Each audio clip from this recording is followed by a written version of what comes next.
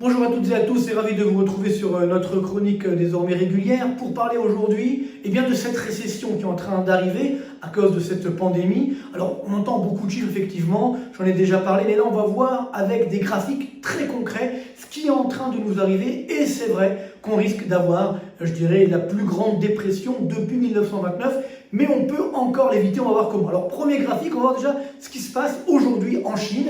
Donc sur ce premier graphique, qui représente ce qu'on appelle les enquêtes des directeurs d'achat. C'est quoi les directeurs d'achat? En fait, c'est ceux justement qui vont passer commande, et donc c'est une réalité économique. C'est pas simplement une enquête d'opinion où je ne suis pas optimiste ou pessimiste. Et donc là, on voit très bien ce qui s'est passé. Donc là, c'était au mois de février, donc en Chine. Donc c'est une enquête très facile à comprendre. On a une barre à 50. Donc au-dessus des 50, c'est l'augmentation de l'activité. En deçà des 50, c'est le recul de l'activité. Donc là, la courbe bleue, c'est la croissance chinoise.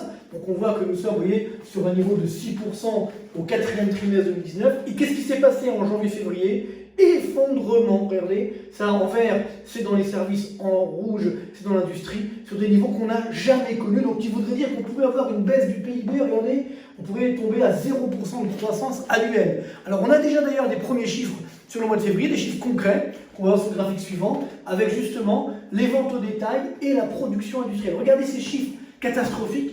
Production industrielle, on est à moins 15%, vente au détail, c'est-à-dire la consommation finalement, moins 20%. Donc là on voit que lorsqu'on a effectivement un arrêt de l'activité, ça se traduit directement par des chiffres très négatifs. Alors maintenant on va voir ce qui va se passer chez nous. Ce sont les chiffres qui viennent de sortir aujourd'hui donc dans la zone euro, en France, en Allemagne. Donc d'abord la zone euro. Donc là effectivement on va voir l'indicateur des directeurs d'achat, sur le graphique suivant, qui montre, vous voyez c'est la courbe rouge, donc là c'est ce qu'on appelle l'indice PMI, ça veut dire les directeurs d'achat. Composite, ça veut dire tous les secteurs d'activité. Donc là, vous voyez, la courbe bleue, c'est le PIB donc de la zone euro. Pour l'instant, bon, c'est pas génial, mais on est quand même au-dessus des zéros. Et là, regardez bien, l'effondrement au mois de mars, sur des niveaux historiques, on est à moins de 32, vous voyez. Ce qui veut dire que le PIB de la zone euro pourrait s'effondrer. Vous voyez, c'est des glissements annuels, moins 4, moins 5%. On a rarement vu ça, à part, effectivement, en 2009. Mais si ça dure, évidemment, ça pourrait être encore beaucoup plus grave. Autre pays, autre graphique, l'Allemagne, où là aussi, bien sûr, l'Allemagne qui était déjà en récession à un moment dans l'industrie, là c'est la courbe rouge dans l'industrie allemande, là c'est le PIB en bleu, là on voit le mois de mars.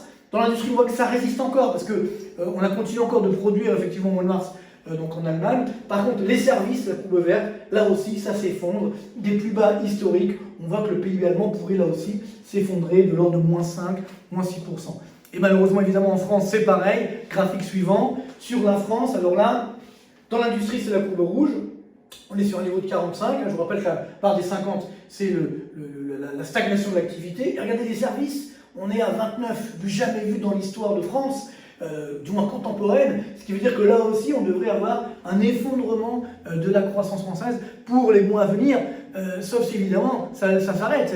On peut l'espérer. Dernier graphique, avant-dernier du moins, sur les États-Unis, aussi vient de sortir. Vous voyez que c'est encore moins grave qu'au mois de mars, l'arrêt de l'activité aux États-Unis est arrivé un petit peu plus tard, mais on voit que d'ores et déjà dans l'industrie, on repasse sous les 50 et dans les services, là aussi, on s'effondre. Alors, c'est intéressant de voir que ce n'est pas encore des plus bas par rapport à 2009, mais malheureusement, au mois d'avril, ça devrait effectivement arriver. Donc, ce qui veut dire que l'activité aujourd'hui est en train de s'effondrer. Alors, on a un exemple précédemment qu'on avait connu, c'était le fameux crack de 29. Je vous ai mis effectivement un graphique également pour vous montrer ce qui s'est passé à l'époque. Vous voyez là, c'est le PIB américain.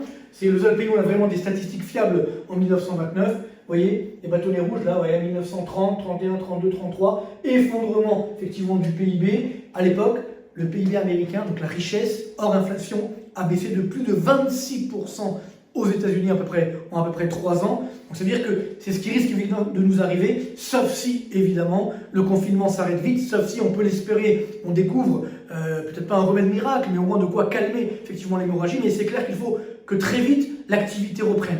On peut tenir 1 mois, 2 mois, 3 mois, grand maximum de confinement. Sinon, alors après, là, c'est le scénario 1929, avec bien sûr de graves dangers pour l'ensemble de l'économie mondiale. Donc espérons qu'on évitera ce scénario catastrophe.